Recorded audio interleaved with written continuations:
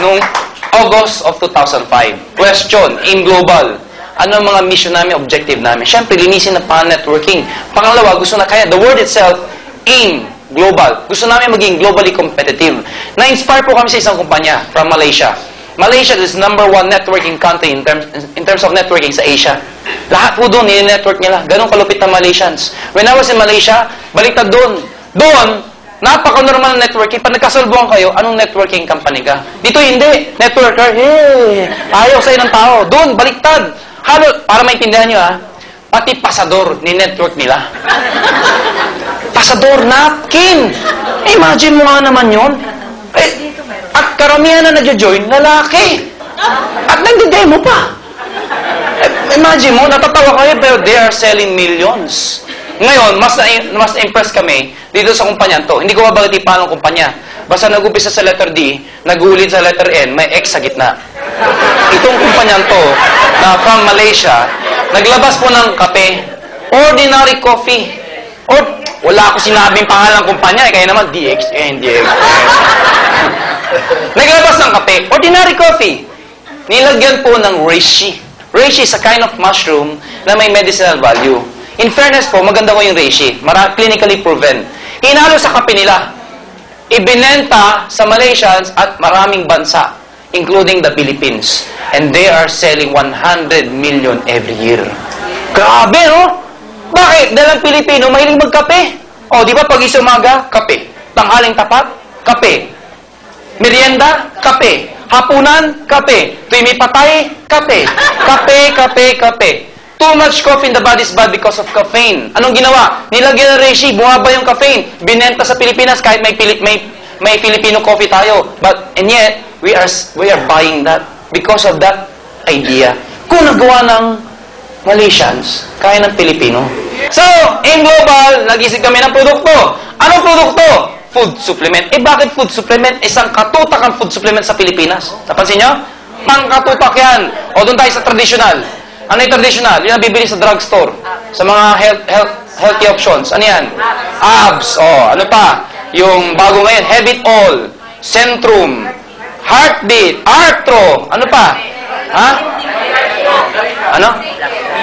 Flash B. Hindi ko maintindihan. Flash B. Oh, Enerbon, di ba? Revicon. So, lahat. Nga pala, nasabi na ba sa inyo, ang Arthro may side effect? Nagpalabas po ang BFAD. Totoo to. Nagpalabas ang BFAD. Arthro may side effect. Pag uminom ka nun, patras na yung lakad mo. Kasi ba yung ganon, ha? Nakakatakot naman yung ganon. Pag uminom ka, ha? Tapos lakad mo. O, joke lang yun, ha?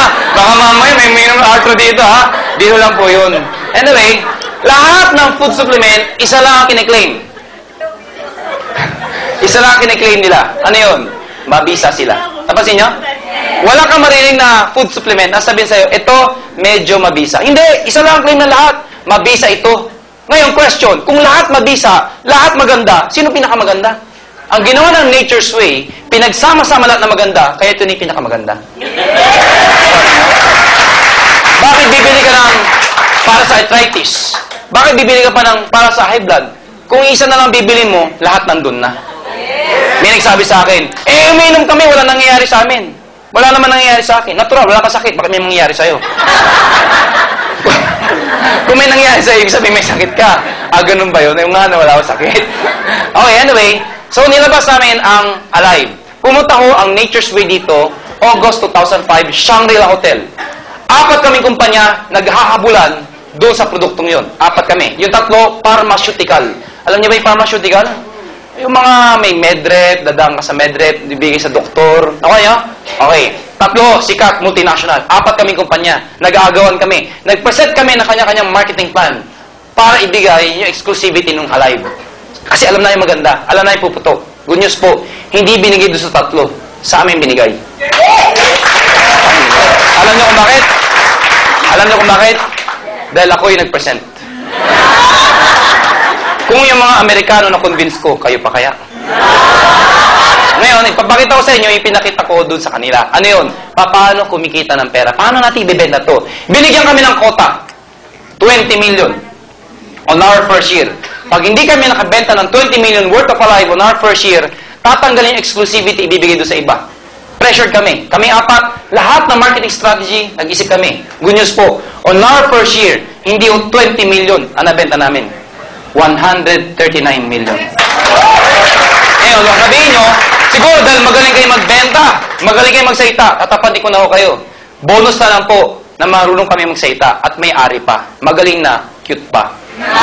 Bonus na lang ho yun. Pero imagine nyo ito, baliwala ang galing ng speaker o marketing kapag pangit ang produkto. Naniniwala ba kayo doon? May pag magandang produkto, samahan mo ng magandang marketing, bebenta na malakas yan. Nakuha nyo?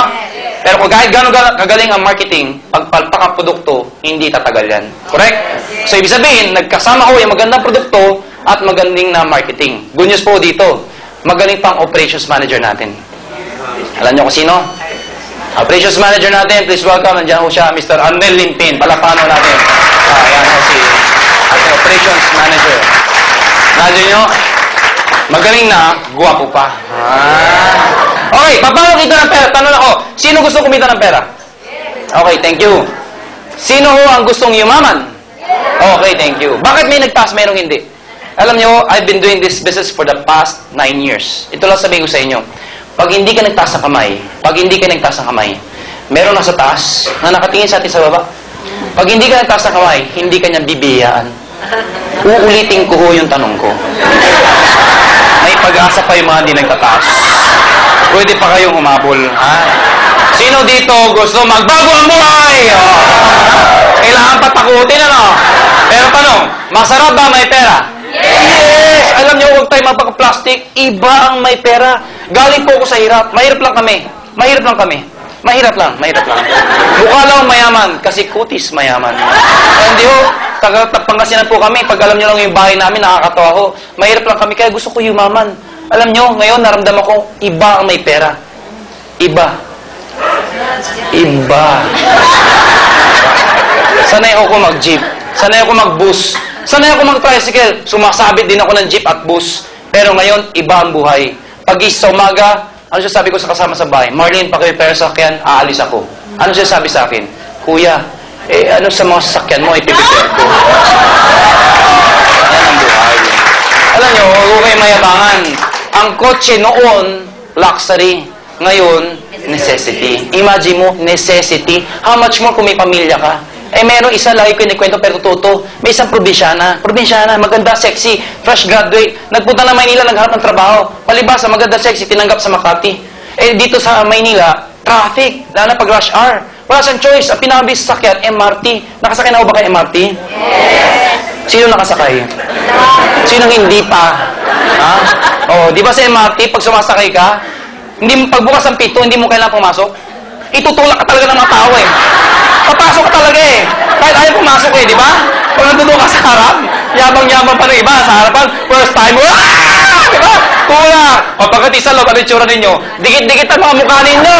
Di ba? Unahan pa doon sa railings. Di ba unahan yan? Kahit na malayo, hapit dyan. Yung babae, palibasa, first time, kahit puno, sige, siksik. Kailangan, hindi mali. First na trabaho niya to Pag sa kayo MRT, ang ikli ng suot, palibasa, maganda, sexy, ang puti pa. Hindi, may MRT, may preno. Pag preno na MRT, bigla may tumusok sa likod niya. Pag tingin niya ngayon, may mama, abi ng mama, Sabi niya, Manong, yung payong mo, tumutusok. Galit na galit. Takbo na may MRT, takbo na naman. Kami, kumbreno na naman, tumusok na naman. Manong, yung payong mo, tumutusok. Galit na galit. Ito na pangatlo.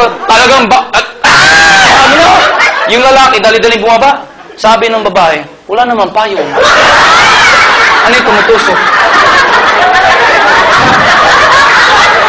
Kayo, how would you like to spend the rest of your life na lagi na lang ganyan? Gusto nyo ba yung natutusok? Pag may kotse ka, hindi ka matusok. Iba ang may kotse. Kaya pag may kotse, may pera ka, makabili ka ng kotse. Alam nating lahat, ang yumayaman po ay mga negosyante. Alam nating lahat yan. Hindi ko nila lahat. Pero karamihan, kadalasan, negosyante. At karamihan ng mga mayayaman na negosyante, Chinese. Tama? Bakit? Kasi utak, negosyante. Ang Pilipino, anak, mag-aga mabuti para pag-graduate, makahanap ka na magandang trabaho. Ang Chinese, bata pa lang, tinuruan na magnegosyo. Ito problema. Minsan, malakas ang loob natin, pero wala tayong puhunan. Ang prinsipyo ng puhunan, pag malaki ang puhunan, malaki ang kitaan.